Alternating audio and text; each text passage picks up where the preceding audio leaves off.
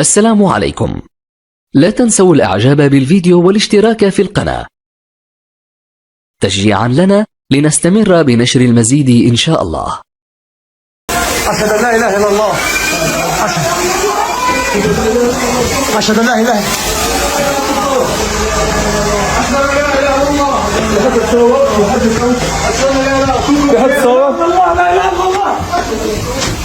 أشهد أن لا إله إلا الله.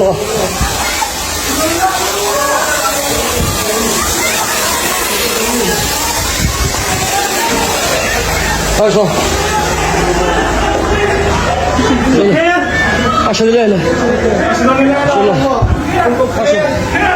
أشهد الله.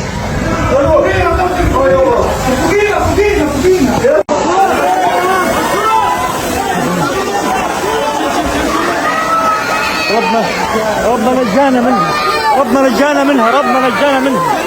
ربنا نجانا منها. جنبنا. شهد قطاع غزة حادثة مؤسفة جديدة، حيث تم استهداف مكتب مراسل إذاعة الجزائر الدولية والتلفزيون الجزائري في القطاع الصحفي وسام أبو زيد أثناء تغطيته للأحداث الجارية هناك. ويأتي هذا الاعتداء في سياق التصعيد الخطير الذي يتعرض له الصحفيون ووسائل الإعلام في غزة، رغم أنهم يحملون شارة الصحافة ويؤدون مهامهم الإنسانية في نقل الحقيقة للعالم. الاستهداف المباشر للصحفيين يعد انتهاكا صارخا للقوانين الدولية ومواثيق حماية الإعلاميين في مناطق النزاع.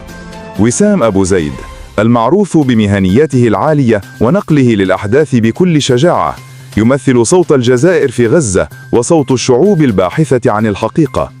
الحادثة أثارت استنكارا واسعا في الأوساط الإعلامية والحقوقية، حيث دعا العديد من النشطاء والمنظمات إلى ضرورة حماية الصحفيين ومحاسبة المسؤولين عن هذه الانتهاكات المتكررة. الجزائر عبرت عن تضامنها الكامل مع مراسلها وأكدت تمسكها بموقفها الدائم الداعم للشعب الفلسطيني وقضيته العادلة، معتبرة أن استهداف الإعلاميين لن يسكت صوت الحق، بل سيزيد من إصرارهم على أداء رسالتهم النبيلة. هذه الحادثة المؤلمة تذكر مجددا بأن الصحافة في غزة ليست مجرد مهنة، بل هي رسالة محفوفة بالمخاطر يدفع ثمنها الإعلاميون بأرواحهم وأمنهم في سبيل كشف الحقائق ونقل معاناة الأبرياء.